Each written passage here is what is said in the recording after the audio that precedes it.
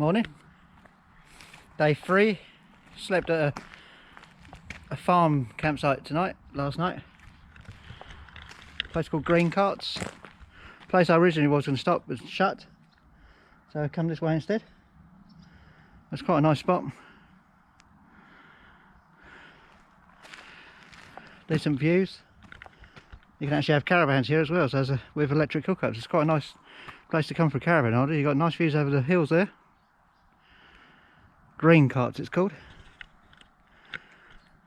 Not far from,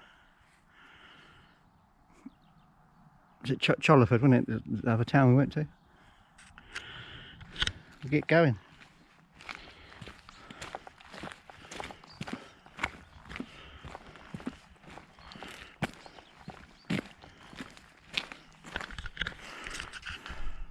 That way.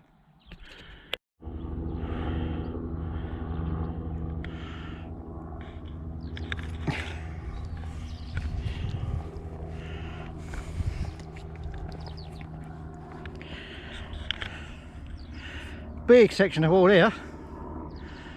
Just come out of Green Carts back on the path. It's an easy walk out of Green Carts to get back to the path. And there we go, there's a big section of the original wall. 2 metres wide, thereabouts. Originally 3 metres high. That's what it looked like. Must have took a hell of a lot of work to carry these boulders up these hills and stack them. I assume they use horse and carts and things like that, and slaves, even though they said in the history books there's no slaves used, but you take that with a pinch of salt. That's the Scottish side. That's Scotland and very distance there. You can see some big mountains. I think that's well, I'm not sure what mountains they are, but the culvert's very obvious here. Obviously the Romans are standing up there, the Picts and the Caledonians would have been coming down here. Obviously this probably would have been pretty boggy and flooded at most times as well. You got Romans up on the wall here throwing spears at them, so their chance of success of getting over that wall is pretty slim, to be honest, isn't it?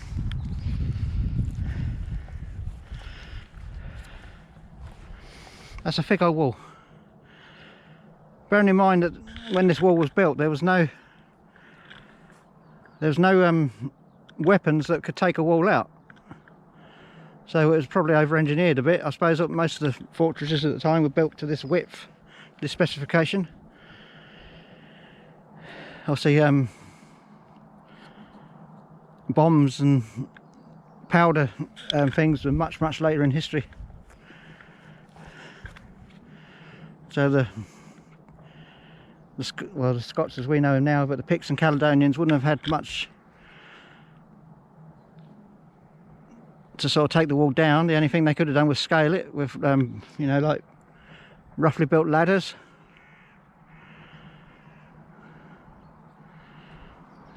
We'll keep going. Looks like we've got a big section here. Climbing up a little bit. Reach the top of this particular hill. Looking forward, I would say we're probably in one of the highest points of the walk, because I can't see anything particularly higher that going that way. This is a really good place to come for a picnic, I have to say. Come up here on a nice summer's day. The views are outstanding. A little bit of inversion going on in the valley there. The low level cloud in that village over there. There's a big, you probably can't see it on the camera, but there's a big what looks like a stately home or possibly a castle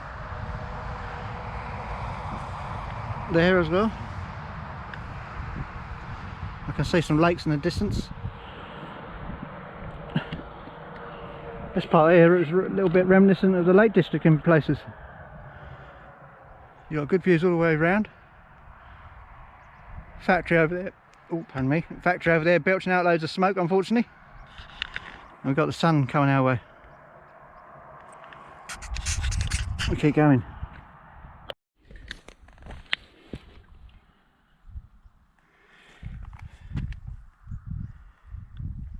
saw a signpost back there. This, it said Broccolicia Mithraic Temple.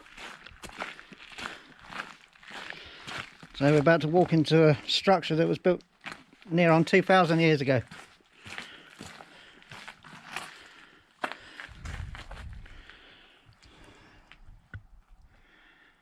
I assume these concrete uprights are part of the original temple. They look like modern concrete fence posts, to be honest. I know Romans were very ahead of their time as far as architecture was concerned. Not sure if this is original, who knows, possibly.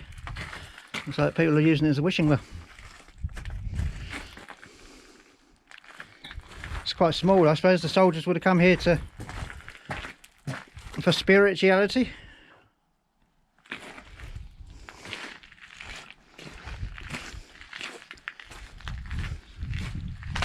It's eerie to think that the amount of people that would have been in that years ago, now long gone.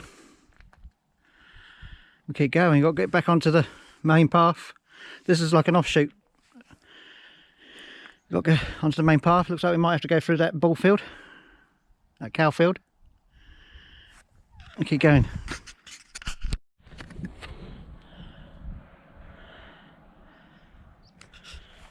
This is what's left of the turret. They're not actually that big. This is just a small turret. It's not.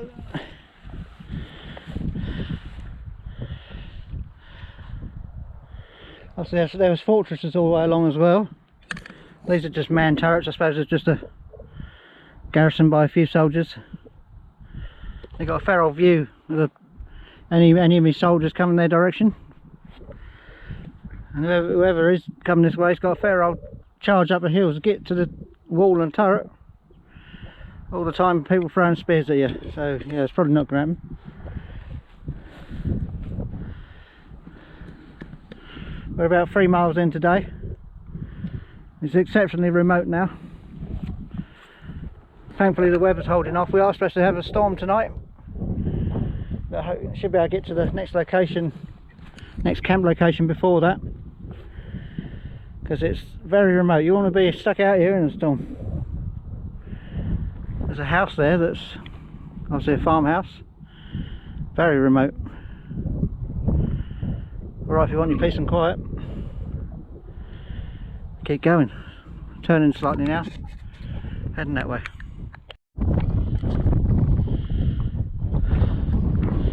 We've reached the highest point of the wall, which I believe is here. This is the crags. I'm not going to go too close to the edge. There's a heckin' hell of a drop down there.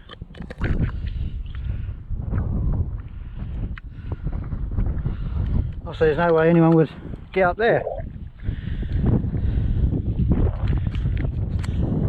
There's sowing shields in that woods. I think it's the name of a farm. We've got a lake over there. I think there's another lake further up. Very remote location. There's no sort of village, no obvious villages for a long way. It's just like isolated farmhouses. That and the cows. We keep going. A little tiny bit of a climb, then it's back down again, I think. Come back to when the lake is.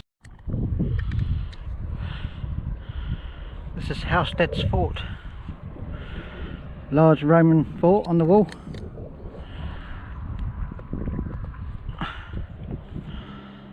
It's a fair old footprint. Popular visitors attraction centre by the looks of it. Plenty of people milling around. We've got to carry on going that way.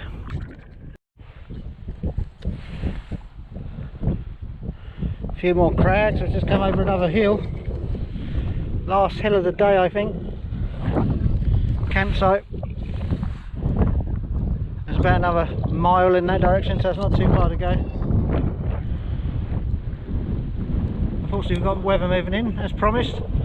There's a storm coming in tonight, Storm Agnes I believe it's called. Expected strong rain and heavy winds. I thought I'd film here. This is a nice spot. It'd be nice, and with like blue skies, and even without that, it's still reasonable visibility. And keep going. Go down there. Follow that path that's snaking down there. The only trouble with going down, you then have to go back up again. Keep going.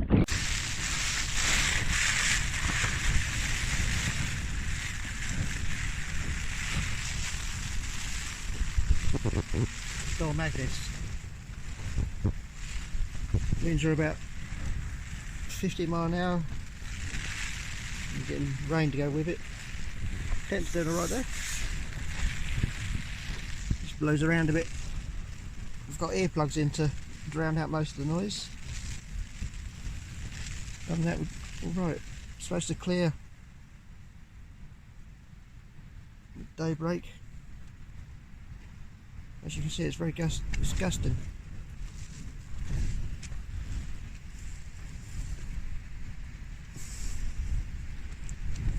Comes through in batches.